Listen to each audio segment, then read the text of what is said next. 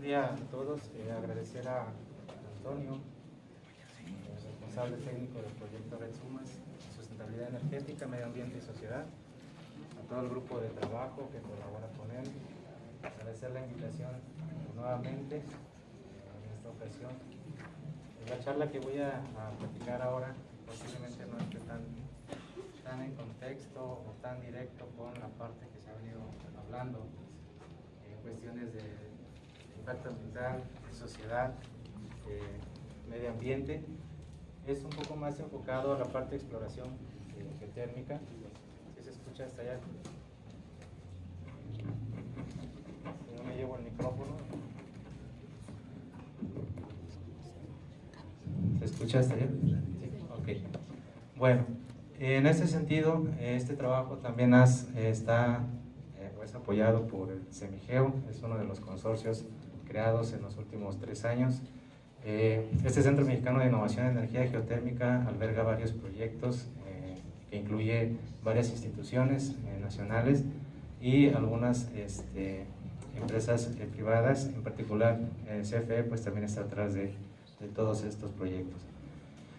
En este sentido, voy a ser muy breve. Ya en charlas anteriores ya hubo quien habló un poquito más con respecto a la energía geotérmica, el escenario cómo está actualmente, que es evidente que pues a raíz de la parte de implementar o mejorar las tecnologías, pues actualmente ahorita no nos ha favorecido mucho posicionarnos a nivel mundial. Es una breve introducción, escenarios geotérmicos, el área de estudio, la exploración geotérmica que hemos estado trabajando y algunas conclusiones. Cabe mencionar que la geotermia pues tiene sus orígenes desde finales del siglo XIX. Los pioneros en esto es Italia. La realidad Italia sigue siendo un campo en producción y es uno de los punteros en cuanto al avance tecnológico, incluyendo a Nueva Zelanda, que ahorita también está fuerte en la parte geotérmica. Básicamente, entender un poco lo que es el concepto de geotermia, posiblemente varios ya estén familiarizados con esto. La energía geotérmica pues no es más que el calor interno en la Tierra, que es disponible principalmente en sus orígenes para generar energía eléctrica. Ya en la actualidad se tiene no solamente para este rubro, sino para lo que se conoce como usos directos. Y para ese escenario, pues Europa es uno de los pioneros que ha utilizado esta fuente de energía para intercambiadores de calor, básicamente. Entonces, el calor interno de la Tierra se compone básicamente por la desintegración radiactiva de isótopos, principalmente uranio, torio y potasio, y por ende, pues tiene que ver también con la parte tectónica de placas. En este sentido, pues hace énfasis mucho en la parte, si vemos la estructura de la Tierra desde la superficie al interior, pues podremos observar que tenemos núcleo, manto y corteza. Dentro del manto tenemos la parte del manto superior, que estas celdas convectivas que favorecen, hacen posible que ese calor que nosotros podríamos registrar de manera natural, un gradiente geotérmico de 33 grados por kilómetro. Más o menos algunos autores lo pueden llegar a manejar hasta 35 o 36 grados.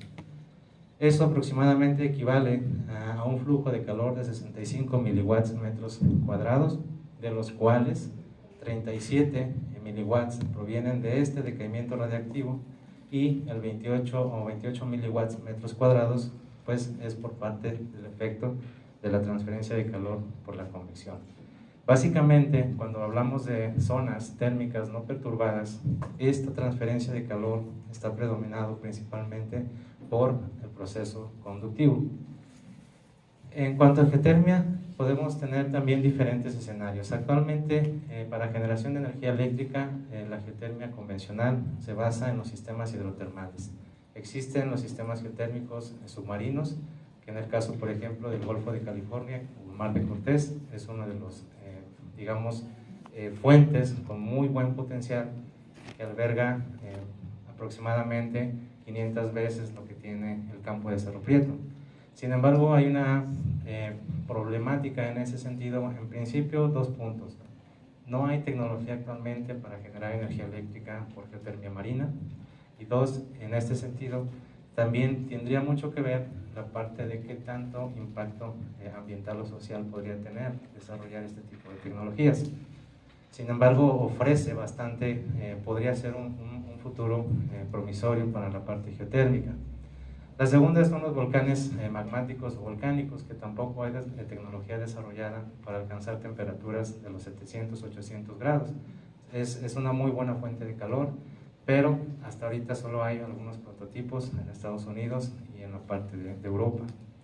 Y bueno, la tercera, que es el futuro posiblemente próximo, estamos hablando de algunas décadas, son los sistemas geotérmicos mejorados.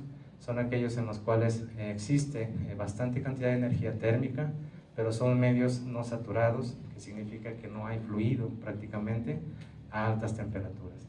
Entonces nos remontamos a los sistemas hidrotermales convencionales, en los cuales básicamente el concepto es una fuente de calor, que en la mayoría de los campos geotérmicos es una cámara magmática, capas permeables donde se almacena el fluido, el cual pues llega a este punto a través del proceso de filtración pluvial, que son procesos que se leen de tipo geológicos también. Y bueno, las condiciones termodinámicas de presión y temperatura favorecen para que aquí se den las condiciones de fluido geotérmico, el cual pues a través de los procesos convencionales que conocemos, y que básicamente la geotermia se apoya mucho en la parte petrolera. Todo lo que se conoce para el proceso de extracción básicamente viene de la parte petrolera. Entonces, pues a partir de un pozo se extrae este fluido, se lleva a las plantas generadoras en la energía eléctrica, pero hay una parte también que debemos de pensar y de cuidar bastante, y eso se hace énfasis en la parte geotérmica, el equilibrio que debe de tener el sistema geotérmico. Es decir, para que haya algo de sustentabilidad, se busca que parte del fluido o el volumen del fluido que se extrae debería de ser reinyectado. Sin embargo, también la parte de ingeniería de yacimiento se enfrenta mucho a retos como los problemas de reinyección. En este sentido, pues también se conoce lo que es el anillo de fuego en la parte del mundo, y estos son principalmente las zonas con un gran potencial geotérmico, y pues nosotros estamos posicionados en este punto. Actualmente sabemos que en México, en cuanto a producción o capacidad instalada, tiene cerca de 1060 megawatts, pero en producción no está al 100%. Entonces, hasta apenas, digamos, algunos meses, con la reciente presentación del doctor Santoyo, pues sí, tristemente estamos ahorita del 4º lugar, pasamos al 7º lugar en producción de energía geotérmica, más no en capacidad instalada. Básicamente Estados Unidos es el principal productor, de ahí no sé, de México está en el 4º lugar, tenemos en Filipinas y en la parte también de Indonesia. La capacidad instalada de producción es de cerca de 13,000 megawatts eléctricos, publicado. Estos son reportes que se hacen cada 5 años en la parte de la Asociación Geotérmica Internacional. Y bueno, los 4 campos actuales en México que operan, que son ya de CFE, es en este caso Cerro Prieto, las Tres Vírgenes, lo que viene siendo los Humeros en Puebla, y el campo de los Azufres, que es esta parte. Hay 2 campos más que están en exploración, que ya son adjudicados por la CFE junto con otros 12 sitios, que viene siendo la caldera de Acapulco, que se están haciendo investigación en esta zona, y lo que antes se conocía como las Tres Vírgenes en Jalisco, que ahora se conoce como Cerritos Colorados.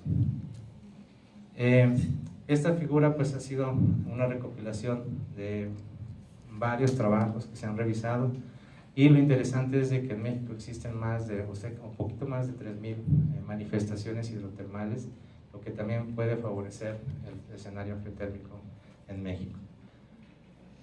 Estas son algunas zonas en particular que en el 2015 CFE tuvo la adjudicación. Aquí se me pasó mencionarles que en la parte de Nayarit se encuentra la primera planta geotérmica de la iniciativa privada del Grupo Dragón, y la empresa ENAL pues actualmente tiene la licitación para explorar cerca del campo geotérmico en colaboración con el estado de California de los Estados Unidos.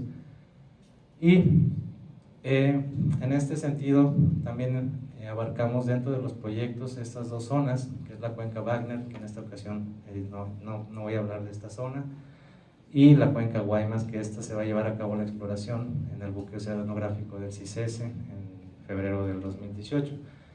En este sentido, para entrar ya en contexto, el área de estudio es el campo geotérmico de las Tres Vírgenes. Es un campo muy joven, tiene aproximadamente, en el caso de los volcanes, lo vamos a ver, se lo voy a mostrar de derecha a izquierda. Este complejo volcánico está estructurado por la caldera La Reforma, la caldera El Aguajito y el sistema de volcanes alineados, las Tres Vírgenes, que nombre a la Virgen, al Azufre y al Viejo. La actividad volcánica más reciente en esta zona del volcán Las Tres Vírgenes tiene una edad aproximadamente de 40.000 años, lo que hace, digamos, provisorio esa zona para buscar lo que viene siendo localizar zonas o ampliar la producción del campo geotérmico. Las Tres Vírgenes tienen una capacidad instalada de 10 megawatts eléctricos, actualmente andan 6 megawatts. También un dato curioso es que parte de los fluidos remanentes que salen después de la producción de energía eléctrica tienen temperaturas entre los 80 y 90 grados, lo que hace un proceso idóneo para implementar los sistemas de ciclo binario.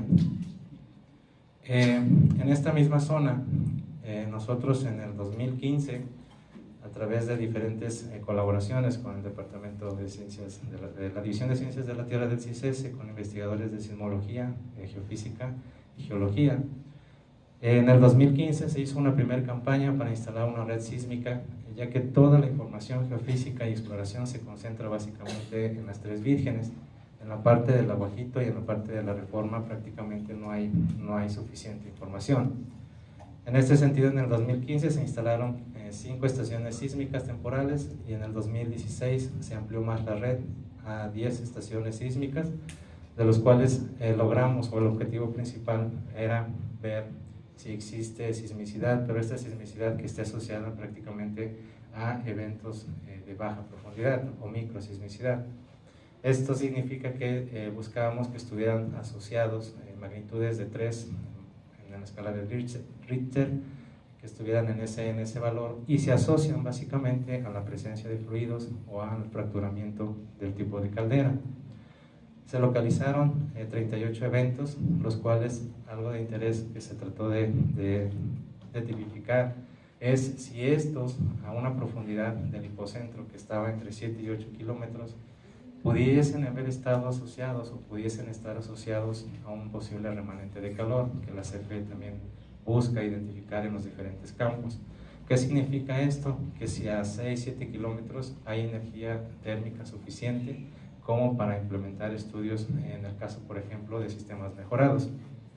Lo interesante y lo complicado de este trabajo en particular fue que en el campo de la caldera del Aguajito no hay pozo en la actualidad, no hay ningún dato de registro de temperatura o de flujo de calor, y eso limitaba mucho la parte de realizar un estudio térmico. Lo que se trabajó en ese momento fue utilizar parte de la información de algunos pozos del campo de las Tres Vírgenes. Estas temperaturas son temperaturas estabilizadas en el fondo del pozo y son como nuestro parámetro o nuestra referencia para tratar de realizar algunos modelos térmicos. En este sentido, apoyándonos con la parte geológica para poder hacer un modelo, que en este caso solo se los presento en una D, pues teníamos que jugar un poquito con la fuente de calor, a qué profundidad se encontraba la cima de la fuente de calor, la temperatura, estuvimos jugando con varias temperaturas a diferentes profundidades, y para el caso, por ejemplo, del pozo 3, supusimos temperaturas desde 1300 grados hasta 1000 grados la fuente de calor, a profundidades desde 5 hasta 8 kilómetros. Basado en esta información, nosotros utilizamos para tratar de validar este modelo y poderlo llevar a la caldera del Aguajito, pues utilizamos el modelo que correspondía a una profundidad de 8 kilómetros la fuente de calor, con una temperatura de emplazamiento de 1000 grados centígrados, y con esto poder hacer varios perfiles térmicos y encontrar si el gradiente de temperatura o el flujo de calor pudiese estar asociado con esta microsismicidad. ¿Cuál es la característica de este tipo de registros microsísmicos? Que a estas profundidades del hipocentro es porque se atenúan las ondas en el medio. Entonces, esto posiblemente pueda estar asociado con la parte térmica, y básicamente lo que hemos observado es que ese modelo sugiere, más no es posiblemente lo que está pasando, sugiere que pudiera estar asociado a un cambio drástico de temperatura del orden de los 300 a 400 grados a esa profundidad, que ocasiona esa parte de atenuación térmica y por ende tenemos ese tipo de microsismicidad en la zona.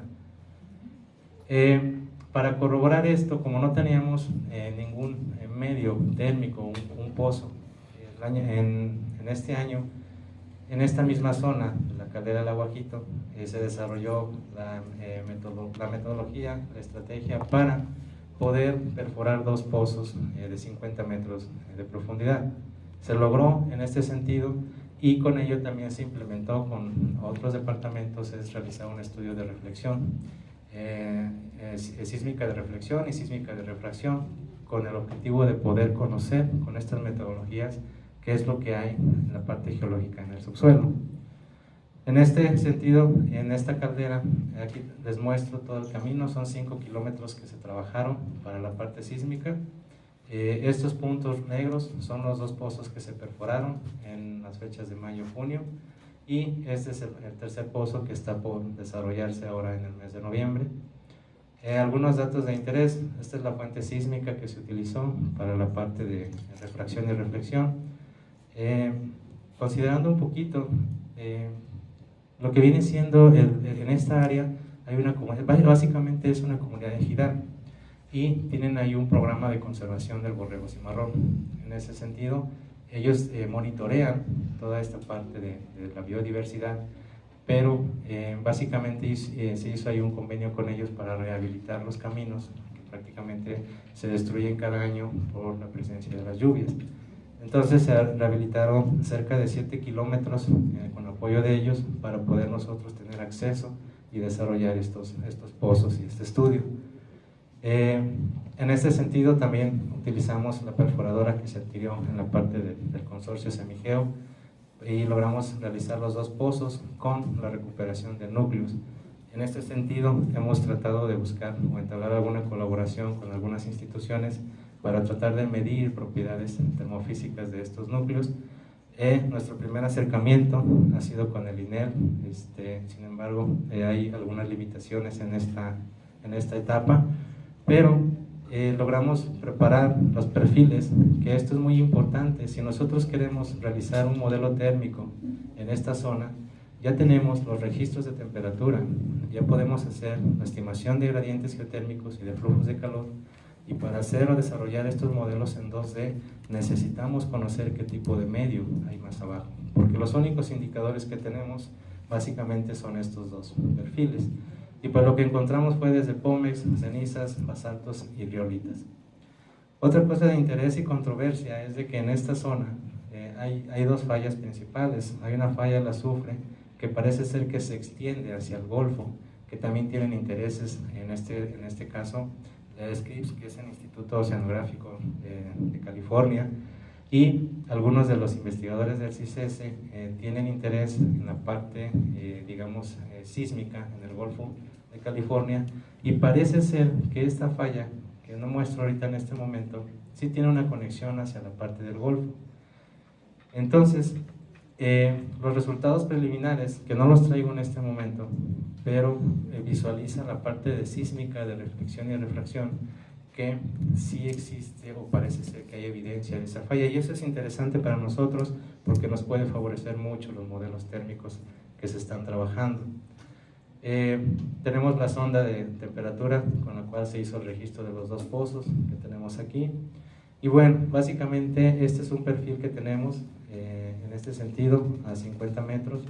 Lo interesante es de que si consideramos el gradiente geotérmico natural de 30 grados centígrados por kilómetro, pues estuviéramos alrededor de unos 30-40 grados.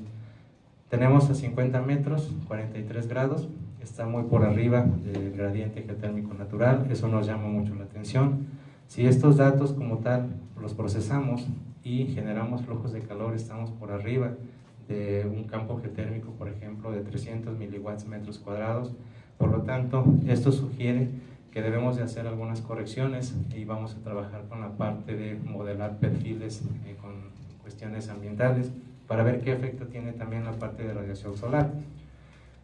porque es una zona desértica. Este que observan aquí es el interés que tuvimos fue evaluar en este punto, a esta profundidad, lo dejamos trabajando la sonda con recuperación de temperatura durante 4.5 horas y encontramos que en ese lapso se recuperó de poco más de 48 grados hasta 64 grados. Lo que estamos también tratando de evaluar que este tipo de temperaturas que se le conocen como temperaturas estabilizadas de formación obedecen a que fue perturbado este medio a la hora del proceso de perforación. Entonces, estos datos son de suma importancia y de interés para nosotros. Este es el perfil del caso del Pozo 2. Voy a abordar brevemente esta parte. En esta misma zona, en la caldera del Aguajito, en la parte de la manifestación hidrotermal La Guardia, es una zona hidrotermal con temperaturas superficiales que medimos cercanos a los 100 grados centígrados. Se hizo recuperación geoquímica, en este caso de fluidos y de gases. Y también se hizo un estudio de apoyo de electromagnéticos, que estos estudios electromagnéticos básicamente lo que nos arrojan son valores de resistividad. Estos valores de resistividad se pueden asociar a zonas de alteración hidrotermal o a zonas con presencia de fluidos geotérmicos. Este es un diagrama de un perfil en esta zona, por ejemplo este perfil que se hizo en la parte del registro eléctrico. Este es el diagrama en 2D, el modelo 2D, lo que nos arroja básicamente, lo que podemos interpretar es que normalmente cuando no hay una zona de alteración hidrotermal o no hay un campo geotérmico, el campo eléctrico de la Tierra se comporta tal que los valores de resistividad son muy altos, ¿no? Por arriba de 100 ohm metros. En este sentido nosotros tenemos valores menores a 3 ohm metros, lo que significa que está fuertemente relacionado con alteración hidrotermal. Sin embargo, esta metodología que se utilizó solamente alcanza a ver una profundidad de 100 metros máximo. Entonces eso obedece o nos hace llevar la necesidad de buscar alternativas que nos permitan ver más abajo del subsuelo. Este es un diagrama térmico de todas estas zonas blancas que ustedes ven aquí, son los monitoreos geoquímicos que se hicieron. Básicamente, este tipo de fluidos que se encuentran en esta zona hidrotermal se clasifican como del tipo cloradas sódicas, tienen un bajo pH, entre 3 y 4, las temperaturas promedios ahí son de 70 a 90 grados centígrados, además de que no hay presencia de carbonatos por la baja, el bajo pH. Sin embargo, cuando nosotros los tratamos de comparar con, utilizando las relaciones de isótopos oxígeno y deuterio, esta línea meteórica básicamente representa la referencia de agua de mar y todos los fluidos que se acercan a esta línea prácticamente son meteóricos. Sin embargo, nuestra zona, nuestros fluidos están en esta región, lo que es como una mezcla prácticamente entre fluidos pluviales por las temporadas de lluvia y fluidos magmáticos que están ascendiendo hacia la superficie. Sin embargo, también se clasifica como aguas inmaduras, que significa que no están en equilibrio. Esto requiere o puede ser que son fluidos que se exponen directamente con este ascenso de gases ricos en CO2 y ácido sulfídrico. Esta flecha solamente indica que hacia esa región prácticamente es donde se encuentran la mayoría de los fluidos geotérmicos ya de campos en producción. Dentro de esta zona también se instaló otra red sísmica en el cual lo que queremos es tratar de correlacionar la parte geoquímica con la parte geofísica y la parte sísmica. Se utiliza mucho esta información para identificar por dónde viene el ascenso de estos fluidos, lo que nos permita mejorar nuestros modelos térmicos y químicos. Finalmente, esta actividad se va a desarrollar ahora próximo en 15 días, en cuanto regrese allá a Ensenada. Tenemos una salida a campo en la cual estos métodos que se van a utilizar, el método electromagnético, que es la familia del magnetotelúrico, pues básicamente mide los campos eléctricos, magnéticos de la Tierra y de la radiación solar, lo que nos permite ver o nos permitiría ver más abajo en el orden de 3 o 4 kilómetros. Y bueno, lo que buscamos básicamente en este sentido es que esta caldera del Aguajito puede ser un escenario promisorio para utilizar la energía geotérmica de usos directos. ¿Qué significa esto? Tratar de impulsar la parte del uso de intercambiadores de calor para clima de edificaciones. Y en el caso de la caldera Nahuajito, el interés que se tiene fuerte aquí es tratar de implementar el uso de ciclo binario, puesto que tenemos evidencia de altas temperaturas, tenemos algunos registros y también tenemos la posibilidad de desarrollar un pozo que estamos viendo, llevarlo a 200 metros en esta zona. Básicamente esto es lo que hemos estado, o bueno, lo que preparé para presentarles el día de hoy. Y pues hay una realidad que creo que estamos en contexto todos, ¿no? Por ejemplo, ayer que comentaba Baltasar, estamos o sabemos en la situación en la que está México, y esto es una parte importante, que nosotros seguimos siendo un país que depende de los hidrocarburos. Los avances, aunque la geotermia es muy pionera en México, tiene más de 60 años y ha madurado, pero aún así no hemos podido tener máxima producción o estabilidad en cuanto a la generación de energía eléctrica con esta fuente renovable. Otra de las cuestiones es de que hay un reto importante, más de los 120 gigawatts que se están proponiendo para el 2040 deben de venir de fuentes renovables. La geotermia es una alternativa de las tantas que se han estado hablando durante este congreso. Sin embargo, el reto próximo es que en el 2024, si tenemos una participación apenas del 2% y anda abajo del 2%, la controversia o la inquietud que se tiene dentro de la parte geotérmica es que realmente alcancemos la participación del 5%. Entonces, geotermia tiene muchos retos, tiene muchos problemas desde el punto de vista de ingeniería, y también tiene varias opciones de incrementar o de ampliar su producción geotérmica, no solamente mirando las cuestiones de sistemas geotérmicos convencionales. Y pues sería todo. Muchas gracias.